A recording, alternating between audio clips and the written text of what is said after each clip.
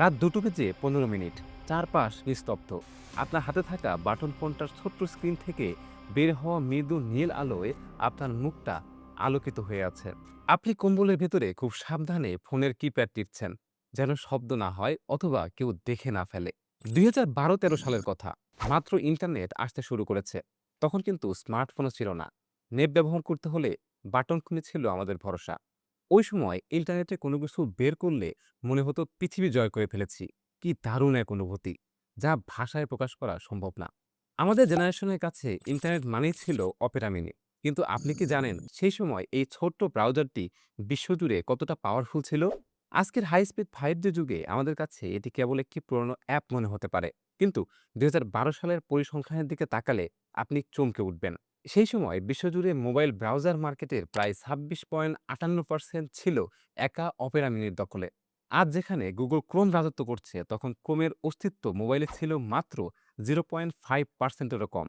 Nigeria, Russia, Bharat আর আমাদের বাংলাদেশে Opera ছিল একচ্ছত্র সম্রাট। অপেরার নিজস্ব প্রি রেন্ডারিং টেকনোলজি একটি ওয়েবসাইটকে সার্ভারের ৯০% পর্যন্ত ছোট করে আপনার ফোনে পাঠাতো। যার ফলে তখনকার 2G নেটওয়ার্কেও আমরা ১ মেগাবাইটের একটি নিউজ পোর্টাল মাত্র ১০০ কিলোবাইটে পড়তে পারতাম। ৩০০ মিলিয়নের বেশি অ্যাক্টিভ ইউজার নিয়ে অপেরা তখন কেবল একটি কোম্পানি ছিল না, তারা ছিল ইন্টারনেটের গেটওয়ে। কিন্তু ইতিহাস সাক্ষী আছে, সময়ের স্রোত আর প্রযুক্তির নিষ্ঠুরতা কাউকে ক্ষমা করে না। ২০২৬ সালে এসে যখন আমরা ডেস্কটপ বা মোবাইলের দিকে তাকাই, তখন অপেরার সেই দাপট আর নেই। ২৬% সেই বিশাল সাম্রাজ্য আজ গ্লোবাল মার্কেটের মাত্র 1.7% থেকে 2% এর এক কোণায় এসে ঠেকেছে। ৩০০ মিলিয়নের সেই বিশাল সৈন্যদল আজ কোথায় হারিয়ে গেল? কেন তারা তাদের এই অভাবনীয় লিড ধরে রাখতে পারল না? গুগল ক্রোমের আগ্রাসন নাকি অপেরার নিজস্ব কিছু স্ট্র্যাটেজিক ভুল? আজ আমরা ডিকোড করব অপেরা মিনির সেই অবিশ্বাস্য উত্থান এবং ট্র্যাজিক পতনের সম্পূর্ণ ইনসাইড স্টোরি। আপনার মনে একটা প্রশ্ন আসতেই পারে, তৎকালীন টেক জায়ান্টদের ভিড়ে নরওয়ের একটা ছোট্ট ব্রাউজার কিভাবে বিশ্ব জয় করল? এর উত্তর লুকিয়ে আছে তাদের এক অতুলনীয় এবং বিপ্লবকারী ইঞ্জিনিয়ারিংয়ে, যার নাম ছিল প্রক্সি বেসড আর্কিটেকচার। সহজ কথায় বললে, আপনি যখন অপেরা মিনিতে কোনো ওয়েবসাইটের ঠিকানা লিখে ইন্টার প্রেস করতেন, আপনার ফোন সরাসরি সেই ওয়েবসাইটের কাছে যেত না। আপনার রিকোয়েস্টটি প্রথমে যেত নরওয়ে বা আইসল্যান্ডে থাকা অপেরার বিশাল প্রক্সি সার্ভারে। সেই সার্ভার চোখের পলকে পুরো ওয়েবসাইটটিকে নিজের কাছে ডাউনলোড করত। এরপর শুরু হতো আসল ম্যাজিক। সার্ভারটি সেই ওয়েবসাইটের হাই রেজলিউশন ইমেজ, জাভাস্ক্রিপ্ট আর ভারী কোডগুলোকে ফেলে দিয়ে সেটিকে OBML বা অপেরা বাইনারি মার্কআপ ল্যাঙ্গুয়েজ নামক একটি ফরম্যাটে রূপান্তর করত। ফলাফল, আপনার ফোনে যখন পেজটি পৌঁছাতো, সেটি আসল সাইজের চেয়ে প্রায় ৯০% থেকে ৯৫% পর্যন্ত ছোট হয়ে যেত। যেখানে আপনার নোকিয়া ফোনের ডিফল্ট ব্রাউজারে একটি খবর পড়তে ১ মেগাবাইট খরচ হতো, অপেরা মিনিতে সেটি খরচ হতো মাত্র ১০০ কিলোবাইট। আজকের আনলিমিটেড ওয়াইফাই যুগে এটা খুব সামান্য মনে হতে পারে, কিন্তু সেই সময় ১ জিবি ডেটার দাম যখন ছিল ১ মাসের পকেট মানির সমান, তখন অপেরা মিনি ছিল আমাদের মতো সাধারণ মানুষের জন্য এক আশীর্বাদ। তথ্য বলছে, ২০০৯ থেকে ২০১২ সালের মধ্যে অপেরা মিনি ছিল বিশ্বের ১ নাম্বার মোবাইল ব্রাউজার। বিশেষ করে এশিয়া এবং আফ্রিকার দেশগুলোতে এর রাজত্ব ছিল আকাশছোঁয়া। ডেটা অনুযায়ী ২০১০ সালে অপেরা মিনির সক্রিয় ব্যবহারকারী ছিল প্রায় ১০০ মিলিয়ন। আর ২০১২ সালে আসতে আসতে সেই সংখ্যা ৩০০ মিলিয়ন ছাড়িয়ে যায়। সে সময় জাভা, সিম্বিয়ান এবং ব্ল্যাকবেরি এমন কোনো প্ল্যাটফর্ম ছিল না যেখানে অপেরা মিনি রাজত্ব করেনি। আপনি কি জানতেন সেই সময় অপেরা মিনিতে সবচেয়ে বেশি কি সার্চ করা হতো? গুগল নয়, বরং ফেসবুক এবং তৎকালীন জনপ্রিয় সব ফুটবল স্কোর সাইট। এমনকি ২০০৯ সালে আইফোন 3G নিয়ে মোবাইল জগৎ কাঁপিয়ে দিচ্ছিল, তখন অ্যাপল স্টোরে ১ মাসে সবথেকে বেশি ডাউনলোড হওয়া অ্যাপের তালিকায় ১ নম্বরে ছিল এই অপেরা মিনি। কারণ আইফোনের তৎকালীন নেটওয়ার্কও অপেরার সেই গতির সাথে পেরে উঠত না। ইন্টারনেটের গণতান্ত্রিকরণে অপেরা মিনির অবদান অপরিসীম। তারা প্রমাণ করেছিল যে আপনার কাছে দামি স্মার্টফোন বা দামি নেটওয়ার্ক না থাকলেও আপনি পুরো পৃথিবীকে নিজের হাতের মুঠোয় আনতে পারবেন। কিন্তু এই সোনালী অধ্যায়ের আড়ালে যে পতনের কালো মেঘ ঘনিয়ে আসছিল, তা কারোরই কিন্তু জানা ছিল না। কথায় আছে, সময়ের সাথে সাথে যে নিজেকে বদলাতে পারে না, ইতিহাস তাকে ডাস্টবিনে ছুঁড়ে ফেলে দেয়।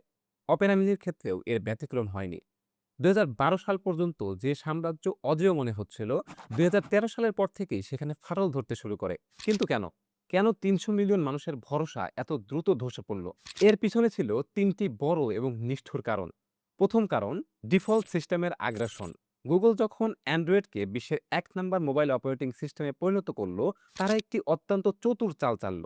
তারা প্রতিটা অ্যান্ড্রয়েড ফোনের সাথে গুগল ক্রোমকে ডিফল্ট ব্রাউজার হিসেবে প্রি ইনস্টল করে দিল। পরিসংখ্যান বলছে সাধারণ ব্যবহারকারীদের ৯০%ই ফোনের সাথে আসা ডিফল্ট অ্যাপ ব্যবহার করতে পছন্দ করেন। ফলে মানুষ আলাদা করে অপেরা মিনি ডাউনলোড করার কথা ভুলেই গেল। ২০১৪ থেকে ২০১৬ সালের মধ্যে ক্রোমের মার্কেট শেয়ার ০.৫% থেকে লাফিয়ে ৩০% পার হয়ে গেল। সেখানে অপেরা তার নিজের দুর্গ সামলাতেই হিমশিম খাচ্ছিল। দ্বিতীয় কারণ হচ্ছে ডাটা সেভিং যখন অভিশাপ হয়ে দাঁড়ালো। ২০১৬ সালের পর থেকে বিশ্বজুড়ে, বিশেষ করে দক্ষিণ এশিয়ায় 4G বিপ্লব চালু হয়। ইন্টারনেটের দাম এতটাই কমে গেল যে মানুষের কাছে ডাটা সেভিং আর কোনো অগ্রাধিকারই পেল না। সবচেয়ে বড় সমস্যা ছিল অপেরা সেই বিখ্যাত কম্প্রেশন। আধুনিক ওয়েবসাইটগুলোতে যখন অনেক বেশি জাভাস্ক্রিপ্ট এবং জটিল ডিজাইন ব্যবহার করতে শুরু করেছে, অপেরা যখন সেগুলোকে ছোট করতে যেত, তখনই ওয়েবসাইটের লেআউট ভেঙে যেত। আপনি হয়তো খেয়াল করেছেন, সেই সময়ে অপেরা মিনিতে ফেসবুক বা ইউটিউব খুললে টেক্সটগুলো একটার উপর আরেকটা উঠে পড়তো বা ছবি আসতো না। মানুষ তখন ডেটা বাঁচানোর চেয়ে সুন্দর ইউজার এক্সপিরিয়েন্সকে বেশি গুরুত্ব দিল। ফলে অপেরা মিনি তার প্রধান অস্ত্রতাই হারিয়ে ফেলল। ৩ নাম্বার কারণ হচ্ছে মালিকানা বদল এবং আস্থার সংকট। ২০১৬ সালে অপেরা একটি অত্যন্ত বিতর্কিত সিদ্ধান্তের মুখে পড়ে। নরওয়ের এই কোম্পানিটির একটি বড় অংশ $1.2 বিলিয়ন বিক্রি হয়ে যায় একটি চাইনিজ কনসোর্টিয়ামের কাছে। মালিকানা বদলের পর থেকে ব্রাউজারটির মান দ্রুত নামতে শুরু করে। ব্যবহারকারীরা অভিযোগ করতে শুরু করে যে ব্রাউজারটি এখন আর আগের মতো ক্লিন নেই। স্ক্রিন জুড়ে আজেবাজে নিউজ, নোটিফিকেশন, অপ্রয়োজনীয় পপ আপ অ্যাড এবং প্রাইভেসি নিয়ে উদ্বেগের কারণে পুরনো লয়াল ইউজাররাও দলে দলে অপেরা ছেড়ে ক্রোম বা অন্য ব্রাউজারের দিকে ঝুঁকতে শুরু করে। এমনকি সেই সময় অপেরা লোন অ্যাপ বা ঋণের অ্যাপের প্রমোশন করার দায়েও অভিযুক্ত হয়েছিল, যা তাদের ব্র্যান্ড ইমেজে শেষ পেরেকটি ঠুকে দেয়। তথ্য বা ডেটা কখনো মিথ্যা কথা বলে না। অপেরা মিনির এই উত্থান আর পতনের গ্রাফটা অনেকটা রোলার কোস্টারের মতো। চলুন একটু গভীরে গিয়ে দেখি এই সংখ্যার আড়ালে আসলে ঠিক কি ঘটেছিল। ২০১২ সালের জুন মাস মোবাইল ব্রাউজিং ইতিহাসের এক অনন্য সময়। তখন বিশ্বের প্রায় ২৬.৫৮% মানুষ ছিল অপেরা মিনির একনিষ্ঠ ব্যবহারকারী। সহজ করে বললে, ইন্টারনেটে ঢোকা প্রতি ৪ জন মানুষের মধ্যে একজন লাল ও লোগোটি ব্যবহার করতেন, অর্থাৎ অপেরা মিনি ব্যবহার করতেন। সেই সময় অপেরার অ্যাক্টিভ ইউজার সংখ্যা ৩০০ মিলিয়ন ছাড়িয়ে গিয়েছিল, যা একটু আগে বলেছি, যা তৎকালীন প্রেক্ষাপটে ছিল অকল্পনীয়। গুগল ক্রোম তখন মোবাইলে মাত্র পা রাখছে। তাদের শেয়ার ছিল ১%-এরও কম। একদিকে গুগল তার অ্যান্ড্রয়েড ইকোসিস্টেম দিয়ে ক্রোমকে মানুষের পকেটে ঢুকিয়ে দিচ্ছিল। অন্যদিকে অ্যাপল তার সাফারিতে আনছিল প্রিমিয়াম সব ফিচার। এই দুই দানবের চাপে অপেরা পিষ্ট হতে শুরু করে। ২০১৮ সালের সেই সময়ে ক্রোম ইতিমধ্যে প্রায় ৬০% মার্কেট দখল করে রাজত্ব শুরু করে দিয়েছে। এখন বর্তমানের দিকে তাকান। ২০২৬ সালে দাঁড়িয়ে গ্লোবাল মোবাইল ব্রাউজার মার্কেটের চিত্রটা বড়ই করুণ। অপেরা, যার মধ্যে অপেরা মিনি, অপেরা জিএক্স এবং তাদের মেইন ব্রাউজার সব অন্তর্ভুক্ত, তাদের সম্মিলিত শেয়ার আজ মাত্র 1.7% থেকে 2.2% এসে ঠেকেছে। অন্যদিকে রাজ সিংহাসন এখন পুরোপুরি গুগল ক্রোমের দখলে, যাদের শেয়ার প্রায় ৬৬.৫%। আর আইফোনের জনপ্রিয়তার কারণে সাফারি দখল করে রেখেছে প্রায় ২৪.৩%।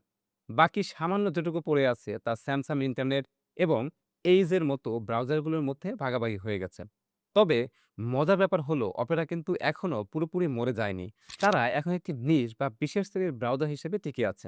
নাইজেরিয়া বা ইথিওপিয়ার মতো দেশগুলোতে যেখানে এখনো ডেটা অনেক দামি, সেখানে অপেরা মিনি এখনো টপ 3 এর মধ্যে থাকে। এছাড়া গেমারদের জন্য অপেরা জিএক্স এ তারা নতুন একটি কমিউনিটি তৈরির চেষ্টা করছে। কিন্তু সেই ৩০০ মিলিয়নের উন্মাদনা, সেই সার্বজনীন গ্রহণযোগ্যতা, তা এখন কেবল ইতিহাসের পাতায় বা আমাদের মতো নস্টালজিক মানুষের স্মৃতিতেই সীমাবদ্ধ। একটি ব্র্যান্ডের পতন কি কেবল প্রতিযোগিতার কারণেই হয়, নাকি তারা নিজেরাই নিজেদের ধ্বংসের পথ প্রশস্ত করে? অপেরা মিনির ক্ষেত্রে উত্তরটা ছিল দুটোই। ২০১৬ সালে যখন $1.2 billion Chinese company Kunlun tech Opera কিনে নেয়, তখন থেকেই ব্রাউজারটির ডিএনএ বদলে যেতে শুরু করে। তাদের প্রথম ভুল ছিল ইউজার এক্সপিরিয়েন্সের বিসর্জন। অপেরা মিনি জনপ্রিয় ছিল তার সিমসাম আর দ্রুত গতির জন্য। কিন্তু নতুন মালিকানার অধীনে এটি একটি অ্যাড মেশিনে পরিণত হয়। আপনি ব্রাউজার খুললেই স্ক্রিন জুড়ে থাকতো আজেবাজে নিউজ হেডলাইন, ক্লিকবেইট কন্টেন্ট আর একের পর এক পুশ নোটিফিকেশন। যে মানুষগুলো ডেটা বাঁচানোর জন্য অপেরা ব্যবহার করত, তারা দেখলো এই ফালতু নিউজ আর অ্যাড দূর হতে গিয়ে তাদের উল্টো আরো বেশি ডাটা খরচ হয়ে যাচ্ছে। বিশ্বস্ত ইউজাররা মনে করলেন অপেরা তাদের সাথে প্রতারণা করছে। দ্বিতীয় ভুলটি ছিল আস্থার সংকট এবং প্রাইভেসি বিতর্ক। ইউরোপীয় বা নরওয়েজিয়ান কোম্পানি হিসেবে অপেরার যে একটি স্বচ্ছ ভাবমূর্তি ছিল, তা মালিকানা বদলের পর প্রশ্নের মুখে পড়ে। ব্যবহারকারীদের ব্যক্তিগত তথ্য এবং ব্রাউজিং হিস্ট্রি কতটা নিরাপদ তা নিয়ে আন্তর্জাতিক মহলে নানা গুঞ্জন ওঠে। বিশেষ করে যখন দেখা গেল অ্যাপটি ফোনের ক্যামেরা বা কন্টাক্ট লিস্টের মতো অপ্রয়োজনীয় সব পারমিশন চাইছে, তখন টেক সচেতন মানুষগুলো দ্রুত এটির রিমুভ করতে শুরু করে। সবচেয়ে বড় ধাক্কা লং টার্ম প্রফিট মেন্টালিটি।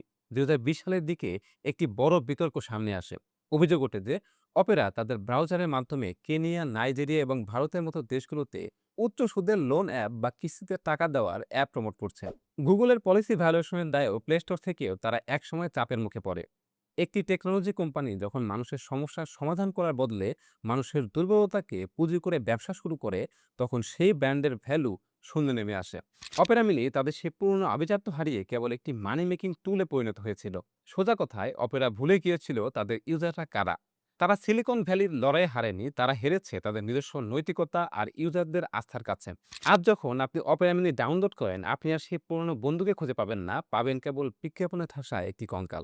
টেকনোলজির এই নিষ্ঠুর দৌড়ে হয়তো অপেরা মিনি আজ এক পরাজিত সৈনিক, কিন্তু আমাদের প্রজন্মের কাছে এটি কেবল কয়েক লাইনের কোডিং বা একটি ব্রাউজার ছিল না।